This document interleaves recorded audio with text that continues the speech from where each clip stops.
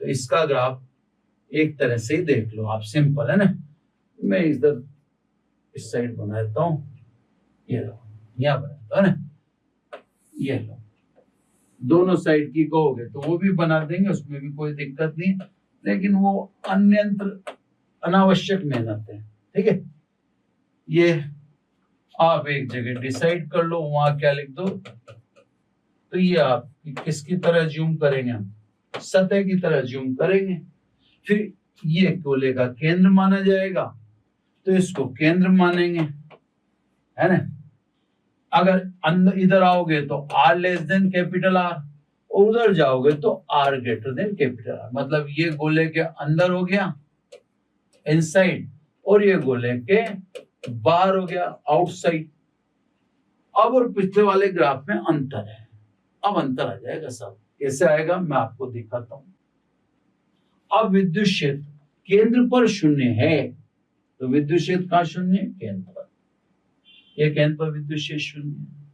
लेकिन जब आप सतह की तरफ बढ़ते हो तो विद्युत क्षेत्र बढ़ेगा। ठीक है ना, तो सतह की ओर चलते हो तो विद्युत क्षेत्र बढ़ता है, क्योंकि साफ लिख रहा है E is proportional to small r, साफ दिख रहा है। सतह पर विद्युत क्षेत्र अधिकतम हो जाएगा, मतलब अब ये ग्राफ इससे ऊपर जाने वाला नहीं है। सतह के बाहर की बात करें तो आप सतह के बाहर में पहले पन्ने पर आ जाओ। ये सतह के बाहर की बात करें तो ये ई आउट, दूर जाने पर विद्युत क्षेत्र में तेजी से कमी होगी, है ना। ये सब पन्ने खिसकाने में थोड़ी सी दिक्कत हो रही है, उसको आप ऐसे सिंपल लो, कोई चलता रहता है ये सब। तो ये सब बाहर जाने में विद्युत क्षेत्र में तेजी से कमी। E is proportional to 1/r²। ये ध्यान रखिएगा, जैसा कि मैं बार बार आपको समझा रहा हूं, ये दोनों मिलने नहीं चाहिए, पीला और ये दूसरी दूर, ये कहाँ मिलेंगे, अनंत पर। तो यहाँ आपको गैप छोड़ के रखना है, ये गैप छोड़ देना है ना, ये मिलाना नहीं है, ध्यान रखना आप, है ना। ये आपको तो अब अंदर जीरो नहीं है, जबकि आपने पहले देखा विद्युत क्षेत्र अंदर जीरो था। तो ये सब आपके तीनों गोले होगी, आवेशित, खोखला गोला, समान रूप से आवेशित, दूसरा आवेशित चालक गोला, तीसरा आवेशित या समान रूप से आवेशित कुचालक गोला। ग्राफ में डिफरेंस देख के लिए आपने, विद्युत क्षेत्र में समानता देख के लिए, रो की फॉर्म में अगर विद्युत क्षेत्र लिखने पड़े तो आप रो का मान कहां से लाएंगे, समीकरण 1 से लाएंगे। अब मैं आपको तीनों गोले डिस्टिंग्विश करके दिखा देता हूं, है ना। पहला गोला खोखला गोला, दूसरा गोला चालक गोला, तीसरा गोला कुचालक गोला, है ना। ऐसा दिखाने के लिए थोड़ी सी ड्राइंग्स का इस्तेमाल कर देते हैं। ये सब समान रूप से आवेशित खोखला गोला, ये समान रूप से आवेशित चालक गोला, दोनों सिमिलर, दोनों में किसी प्रकार का कोई डिफरेंस नहीं, है ना, कोई डिफरेंस नहीं। तीनों को सामने रख के आपको समझा देता हूं ताकि आपको कोई अड़चन सी महसूस ना हो, है ना, या अड़चन ना आवे, सीधी सी बात है ना। चित्र कहां चला गया भाई, यहाँ, ठीक है। ये सब चलता रहता है ये काम, इसलिए आप ज्यादा इसको दिल पे न लें, डिजिटल प्रोग्राम है थोड़ा हो। अब तीसरा गोला कुचालक गोला है, जिसके अंदर आवेश है, तो वो डिफरेंस आपको दिख ही जाएगा, ठीक है। लेकिन बल रेखाएं तो यहां भी, क्योंकि समान रूप से आवेशित है, तो सिचुएशन तो वही रहेगी, है ना, ठीक है। अब सब विद्युत क्षेत्र को मैं समझा देता हूं ताकि अभी एक बार में याद हो जाए, है ना। तीनों में E आउट सेम है, 1/4 पाई एप्सिलॉन 0 है ना, Q/²। अगर इस गोले की बात करें तो इसमें भी यही होगा, और इस गोले की बात करें तो इसमें भी यही होगा, यानी बाहर की तरफ विद्युत क्षेत्र तीनों गोलों में सेम होता है। ठीक है सर, समझ में आएगी बात। अब बात करें सतह पर, ई सरफेस 1/4πε0 Q/R²। ये का यही विद्युत क्षेत्र आपके आवेशित चालक गोले की सतह पर होता है, और ये का यही विद्युत क्षेत्र आपके आवेशित या समान रूप से आवेशित कुचालक गोले की सतह पर भी होता है। ठीक है साहब, यहां भी समान रहा, कोई डिफरेंट नहीं। अब आ जाइए गोले के अंदर, ई इन यहां 0 होता है, ई इन यहां 0 होता है, लेकिन यहां अगर आप बात करेंगे तो यहां ई इन अपन ने अभी निकाला 1/4πε0 Q/R³ × R। कुचालक गोले के अंदर विद्युत क्षेत्र शून्य नहीं हो सकता, क्योंकि कुचालक आवेशित गोले के अंदर आवेश उपस्थित था। जहां आवेश है वहां विद्युत क्षेत्र शून्य होना पॉसिबल नहीं है। Clear sir? तो यहां आपने देखे।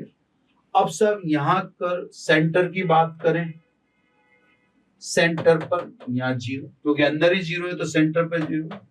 इसके सेंटर की बात करें तो यहां भी 0, अंदर 0 है तो सेंटर, लेकिन यहां पर सेंटर पर 0 होता है ना?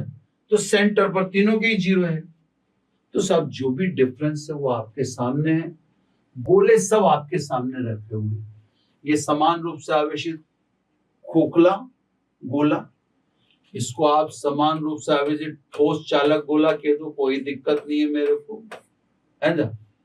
ये समान रूप से आवेशित आपका कुचालक गोला है ना? तीनों के कारण विद्युत क्षेत्र की जो भी स्थितियां थी वो नीचे लिख दी है ना?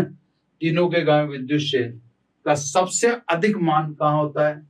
तो तीनों के कारण विद्युत क्षेत्र का सबसे अधिक मान सतह पर होता है, और कितना होता है ये सब आपके सामने लिख रखा है, Q/R²। भाई अब तो आप क्या लिख सकते हो, कोई बात है ना? तो ये सब आपके तीनों गोले कंप्लीट। अब अपन इसका कोई न्यूमेरिकल से फुलफिलमेंट देखते हैं, सतह वाला ले लेते हैं, है ना? सतह वाला न्यूमेरिकल लेके देख लेते हैं, फिर कुछ और न्यूमेरिकल भी करेंगे, तो इसके अच्छे न्यूमेरिकल भी अपने पास है ना। पहले अपन ऐसे लेते हैं सतह वाला। ये कहता है 2 सेंटीमीटर त्रिज्या का एक गोला समान रूप से आवेशित है। 2 सेंटीमीटर गोले की त्रिज्या है, गोला समान रूप से आवेशित है। यदि गोले पर आवेश 5 माइक्रोकूलाम हो, गोले पर आवेश बता दिया 5 माइक्रोकूलाम, 2 सेंटीमीटर उसकी त्रिज्या बता दी, तो बताइए विद्युत क्षेत्र का अधिकतम मान कहां व कितना होगा, है ना? तो सिंपल सा सवाल है, कहां होगा और कितना होगा, 2 बातों का जवाब देना है। गोला कोई सा भी हो वहां फर्क अपने पड़ ही नहीं रहा है ना, तो सब कहां और कितना। ठीक है, तो सब पहले गोले की त्रिज्या 2 centimetre, centimetre convert into metre, ये कन्वर्ट इनटू मीटर। ठीक है, गोले को जो आपने आवेश दिया ये कह रहा है 5 माइक्रोकूलम। 5 माइक्रो का मतलब 10⁻⁻⁶ ये कूलम। 2 इसके क्वेश्चन है। ए, गोले के कारण अधिकतम विद्युत क्षेत्र, तो ई मैक्सिमम कहां पे होता है? सरफेस पर, है ना? दूसरा क्वेश्चन है कितना होगा, तो कितना होगा, तो सब मैक्सिमम सरफेस पर होता है, और सरफेस पर ये वैल्यू कितनी होती है? 1/4πε0 Q/R²। ये ध्यान रखना, मैं आपको जैसे आउट और सरफेस में एक अंतर, ये छोटी छोटी चीजें हैं जो आपको ध्यान रखनी, 1/4πε0 या Q/r आता है, और सतह की बात आती है तो कैपिटल R आता है। इसमें बच्चा कहीं गच्चा खा जाता है, और बच्चे ने गच्चा खाया तो उसका नंबर गया, इसलिए स्मॉल r और कैपिटल R में ध्यान रखिए। अगर आप सरफेस की बात कर रहे हैं तो स्मॉल r ही नहीं सकता। इसको अब आप यूं लिख सकते हो शॉर्ट में, KQ/R²। ये आपको बता ही चुका हूं, सभी समान रूप से आवेशित गोले बिंदु आवेश की तरह व्यवहार करते हैं। तो अब आप लिख दें KQ/R, तो सब सतह पर कितना, K की वैल्यू 9 × 10⁹ है ना। Q, वैल्यू ऑफ Q, ये आपको दे रखा है 5 × 10⁻⁶। रेडियस इसका स्क्वायर तो 2 × 10⁻² का होल स्क्वायर, इसका स्क्वायर कर दो तो सब 9 × 5 = 45। ये सब संख्या मैंने हटा ली, और ऊपर पावर अपने को अभी दिख रही है 10⁻3। ये माइनस की 6 और ये प्लस की 9, तो ऊपर 3 नीचे 2 और 2 4 और 10⁻⁴ पावर ऊपर आ जाएगी। 4 का इसमें दे दो भाग, तो ये 11 चौक 44, 1 बचा 2, फिर 2 बचा 5, 11.25, और ये 10⁻⁷ न्यूटन पर कूलम। ये सब विद्युत क्षेत्र आवेशित गोले के कारण अधिकतम विद्युत क्षेत्र का मान इतना, और कहां पर होता है वो अपन ने बताई है ना। इसी में अब एक छोटा सा मैं आपको क्वेश्चन और ऐड कर दूं, फिर अपन इसके न्यूमेरिकल जो हैं, कुछ एक इंटरेस्टिंग न्यूमेरिकल है वो अपन आगे ज्वाइन कर लेंगे ना। तो अभी एक छोटा सा न्यूमेरिकल इसमें और ऐड कर देते हैं। ये छोटा सा न्यूमेरिकल है सब, 2.4 सेंटीमीटर व्यास की किसी एक समान आवेशित चालक गोले पर आवेश घनत्व 80 माइक्रो कूलम है, तो उस गोले पर आवेश की मात्रा बताइए। छोटा सा क्वेश्चन है ना, इसको अपन बहुत लेंथ में नहीं ले रहे, सिंपल। तो ये गिरा है सर 2.4 मीटर, तो गोले का व्यास है। मुझे व्यास से तो कोई मतलब है ही नहीं, मुझे त्रिज्या से मतलब है। तो 2.4 मीटर व्यास, तो त्रिज्या कितनी हुई सर 2.4/2 यानी 1.2 मीटर। Clear sir. कि किसी एक समान आवेशित चालक गोले के लिए एक समान लिखने की जरूरत ही नहीं है, क्योंकि चालक को दिया गया आवेश उसकी सतह पर समान रूप से फैल जाता है ना। आवेश घनत्व 80 माइक्रो कूलम प्रति मीटर स्क्वायर, 80 माइक्रो कूलम प्रति मीटर स्क्वायर है, तो गोले पर आवेश की मात्रा बताओ। ये इसका छोटा सा क्वेश्चन है कि गोले पर आवेश की मात्रा कितनी होगी। कैलकुलेशन कॉम्प्लिकेटेड होगी तो मैं वहीं कैलकुलेशन को स्टॉप कर दूंगा, बाकी तो ठीक है ना। अब देखो मैं आपको फिर बताता हूं, जैसे आप मान लो इसको देखते हैं सिग्मा को, तो ये मात्रक से आप पहचान ले, कूलम प्रति मीटर स्क्वायर। सिग्मा को सही करो, यूनिट सही करो इसकी, माइक्रो नेमो पावर 10⁻⁻6 कूलम प्रति मीटर स्क्वायर। ठीक है, रेडियस दे दी गोले की, सिग्मा दे दिया, आवेश पूछ लिया। तो सब क्योंकि हम इस बात को जानते हैं, पृष्ठ आवेश घनत्व का मतलब आवेश बटा क्षेत्रफल है ना, ज्यादा लंबा चौड़ा काम नहीं। आवेश तो क्यू जो अपने को जानना है, और पृष्ठ क्षेत्रफल कितना 4πr²। इसलिए गोले पर आवेश क्यू कितना हुआ साहब 4πr² इंटू सिग्मा। बिल्कुल सिंपल हो गया साहब, कोई स्पेशल था ही नहीं इसमें, यानी Q = 12.56। देखो मैं कैलकुलेशन की गारंटी ले, मेरी गारंटी यहाँ तक की है। ये कैलकुलेशन कैमरे के सामने बहुत क्विक, ये तो पहले से करके बैठो तो हो सकती है, बहुत क्विक कई बार गलती हो जाती है ना।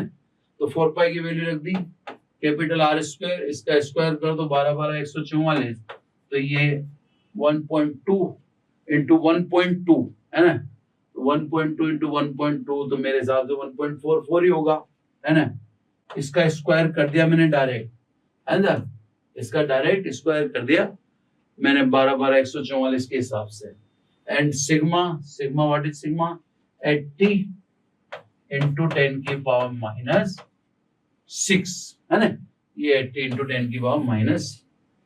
अब ये साहब आप कैलकुलेट कर दो, मैं तो पावर को दिखा सकता हूँ, ये 12 144 यानी 1.448 है ना, तो ये 12.56 इंटू 1.44 इंटू 8 लिख लो इसको, या इसको इससे मल्टीप्लाई कर देता हूँ। अगर एक बार देखो इसको एक को तो करके दे देता हूँ, फिर देख लेना आप, है ना, ये इसको तो कर देता हूँ मैं, है ना, 8 से इसको कर देता हूँ, फिर बाकी आप कर देना।